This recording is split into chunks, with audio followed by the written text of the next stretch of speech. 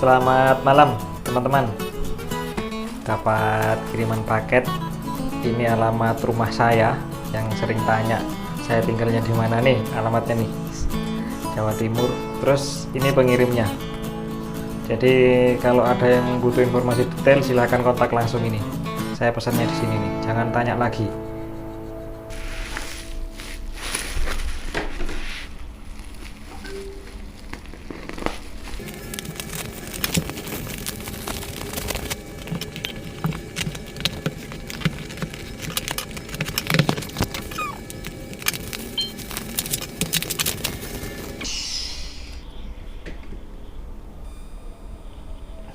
Chamber guys, wih gila, gede banget.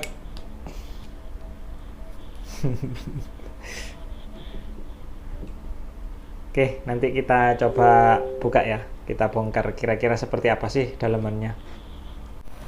Baik teman-teman, ini adalah chamber XR ya. Cuma kebetulan ini nggak ada tulisan XR-nya ya, apa lupa atau gimana saya nggak tahu, karena memang kebetulan ini saya pesannya custom ya. Jadi apa saja yang di custom ya tidak banyak perubahan sih. Salah satunya itu adalah volumenya. Nah itu ya, volume ruangnya saya minta dioptimalkan, jadi dijebol-jebol lubangnya, termasuk yang dari depan sini. Kalau XR yang standar itu kan ininya kan lubangnya kecil, ini saya minta di fullkan ke belakang, besar banget, jadi volumenya ini sangat besar. Kemudian rumah sealnya yang biasanya di sini ini saya minta dihilangkan, kemudian dipindah di ini ya, di adapter regulatornya, posisinya di sini, karena waktu itu kan posisinya tipis sekali ya. Saya punya pertimbangan tuh, kalau tipis nanti khawatirnya kembung-kembung bisa retak, atau ya mungkin nanti ya kembung di sininya gitu ya. Makanya saya minta di sininya. Kalaupun di sini di adapter manometernya nanti yang kembung, proses perbaikannya itu lebih mudah. Mungkin kalau diganti dengan stainless akan lebih kuat gitu ya. Itu perubahannya itu di situ. Kemudian yang ini juga, yang bagian depan. Kebetulan yang bagian depan ini sedikit digeser ya, digeser ke sana, diturunkan. Kalau yang aslinya itu kan ininya kan juga tipis banget ya. Saya khawatir juga kembung. Akhirnya ini sedikit digeser. Sebenarnya saya mintanya sih nggak digeser, cuma sealnya yang ditaruh di dalam.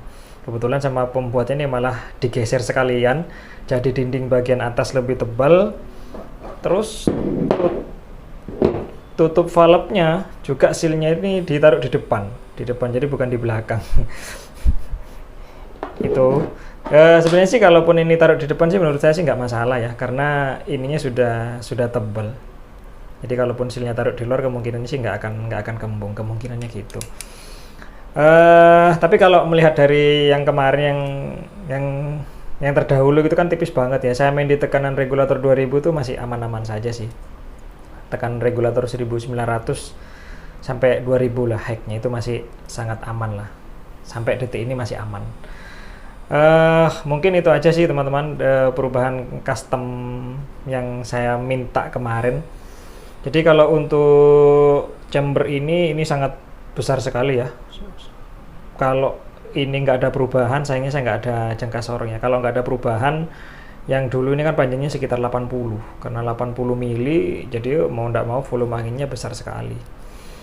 Kalau dari segi bobot ini juga sangat berat teman-teman. Ya mungkin salah satunya ya ini ya, triggernya ya. Box triggernya ini kan ya utuh ya, tebel 28 mili. Jadi lumayan berat lah ya. Memang ini menghemat material gitu ya, materialnya tidak terbuang tapi langsung difungsikan sebagai box trigger ya. Dari segi efisien material, tapi dari segi bobot ya lumayan berat ini.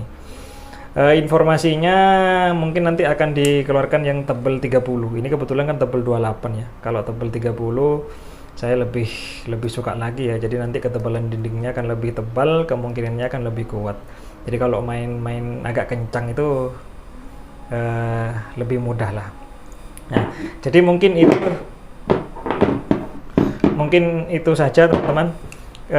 Jadi kebetulan chamber ini saya manfaatkan itu adalah volume ruangnya yang sangat besar sekali ya, karena memang saya mau kejar speednya. Kalau untuk teman-teman yang hanya main di 950 fps dengan 10 grain, saya rasa jangan chamber ini deh, terlalu besar dan terlalu berat. Tapi kalau untuk yang main slow, main kenceng, saya sangat rekomendasikan yang ini karena boxnya besar sekali. Sebagai gambaran ya, kemarin saya tes, bukan chamber yang ini, yang SR yang dulu saya pernah review itu yang warna biru itu. Itu di regulator 1900, dengan panjang laras 69 cm, pakai NSA 15 grain, dia mampu speed sampai 970 fps, 970 sampai 980 dia mampu. Kalau kita bandingkan dengan